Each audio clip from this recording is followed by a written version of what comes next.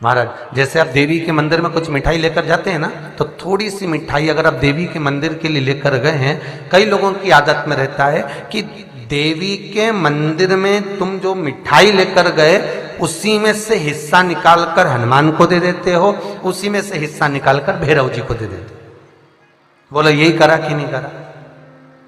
यही करा ना। अब ईमानदारी से बोलो,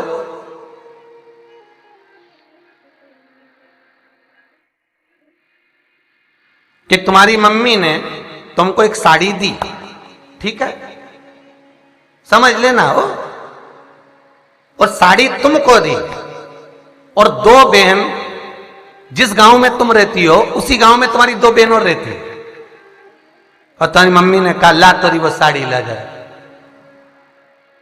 अब साड़ी किसको दी थी? तुमको। साड़ी मंगवा के उसके दो टुकड़े और कर दिए, और टुकड़े कर कर वो दोनों बेटियों को दे दिए। तुम्हें कैसा लगेगा? जम के बोलो जरा, अच्छा लगेगा? शिव महापुराण की कथा कहती है, अगर शंकर की उपासना करने जा रहे हो, देवी की उपासना करने जा रहे हो, राम की उपासना करने जा रहे हो, कृष्ण की उपासना करने जा रहे हो, भवानी की उपासना करने जा रहे हो, आप यदि किसी भी रूप में माता के मंदिर में, गणेश के मंदिर में, शिव के मंदिर में, जिस मंदिर में जा रहे हो, अगर लड्डू का 4 भाग आप गणेश जी के लिए लेकर जा रहे हो, 4 लड्डू अगर आप देवी जी के लिए लेकर जा रहे हो, तो आपके मन में यह भाव होना चाहिए घर से निकलते समय कि मुझे एक हिस्सा, थोड़ा सा, एक लड्डू अलग बांधूं जो भैरवनाथ को दूंगी, एक लड्डू अलग बांधूं जो मैं हनुमान जी को दूंगी, एक लड्डू अलग बांधूं मैं श्री गणेश जी महाराज को दूंगी। क्यों? क्योंकि उसका फल जितने देवता के लिए घर से इच्छा लेकर, आकांक्षा लेकर, गिफ्ट लेकर, कोई वस्तु लेकर, कोई फूल लेकर, कोई सामग्री लेकर हम जितने देवता के लिए जाते हैं, उतना ही फल हम 1000 गुना लेकर आते हैं। पर तुम एक के लिए लेकर गई, उसी में से लड्डू बचा के गणेश जी को दे दिया, उसी में से लड्डू बचा के पार्वती जी को चढ़ा दिया, उसी में से लड्डू लेकर तुमने ये देवता को दे दिया, उसी में से लड्डू लेके वो देवता को दे दिया। अब इतने में सबको दे दिया, तो फिर यही तो सीधी बात है कि तुमने तुम्हारे वही 500 रुपए में से 20-20 रुपए ये भांजे को, 20 रुपए उस भांजे को, उस भांजे को, सबको दे दिए, तो फिर भाई पैरावनी भी एक ही लगेगी। भाई क्यों देगा? लेके तो तू 500 रुपए के इतने टुकड़े कर दिए तूने, वो 500 रुपए का तू भी रख ले, तू भी रख ले, तू भी रख ले। और जब मायरा भरने की बारी आई और मम्मी ने कहा छोरी का मायरा भरना है, सब छोरा उन पैसा इकट्ठा कर, छोराओं ने भी कह दिया जब वो एक 500 का नोट में 10 हिस्सा कर दे तो मायरा तुम भरो, हम सब खड़े हो जाएंगे, हिस्सा सबका।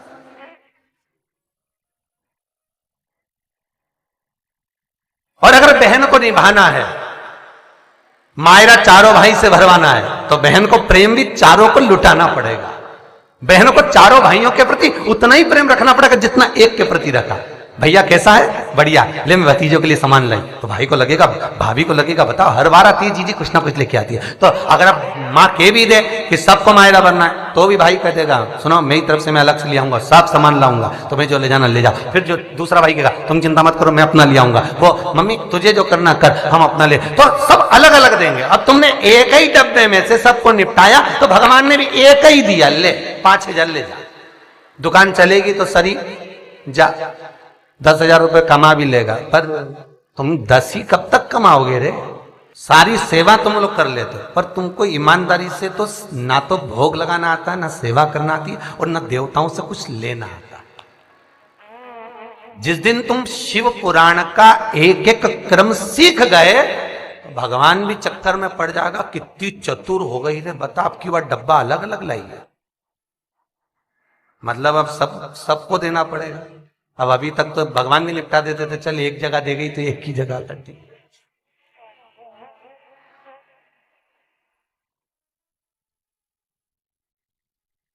भगवान भी तो सोचे। अबे भले थाली एक लेकर जाओ, मना नहीं, पर उसमें अगर आप भैरव राज को दे रहे हैं, हनुमान जी को दे रहे हैं, गणेश जी को दे रहे हैं, पार्वती जी को दे रहे हैं, तो भाग थोड़ा लेकर जाए। घर से ही ये भाव लेकर जाए कि मुझे उस मंदिर में और भी देवता है, मेरे को सबको भोग लगाना है, मैं सबके लिए लेकर जाऊं।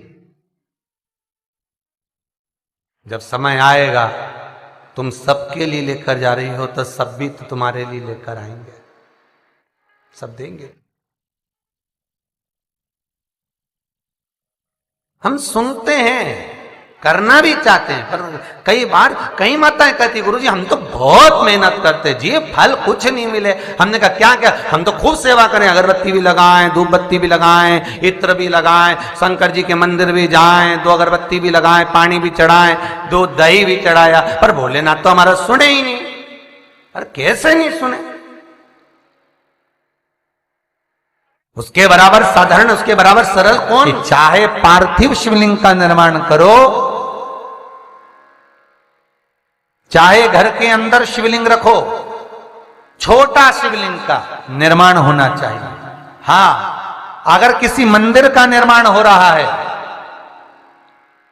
किसी मंदिर में प्राण प्रतिष्ठा हो रही है, किसी मंदिर में शंकर का शिवलिंग विराजमान हो रहा है, तो जो जजमान शिवलिंग का निर्माण, जो जजमान प्राण प्रतिष्ठा कर रहा है, जो जजमान प्रतिष्ठा करने के लिए बैठा है, उस जजमान के 12 उंगल से बड़ा शिवलिंग होना चाहिए।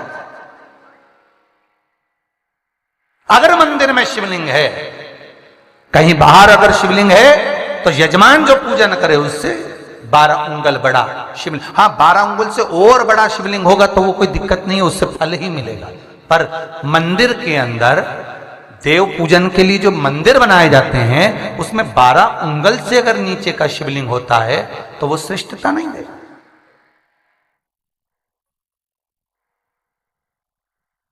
12 उंगल से बड़ा शिवलिंग का फिर निर्माण करो।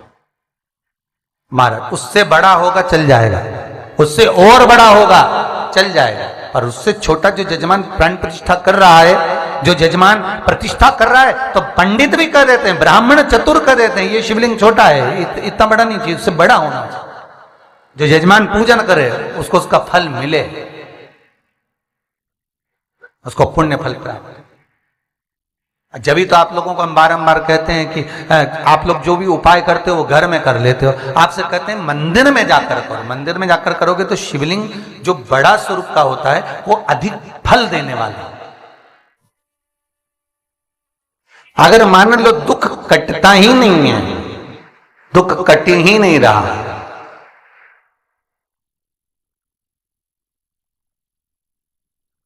मान लो कोई ऐसा दुख आ ही गया कि वो कटने का नाम ही नहीं ले रहा, बहुत हार चुके हम जिंदगी से, वो कट ही नहीं रहा, थोड़ा ठीक होता फिर दुख आता, फिर ठीक होता फिर दुख आता,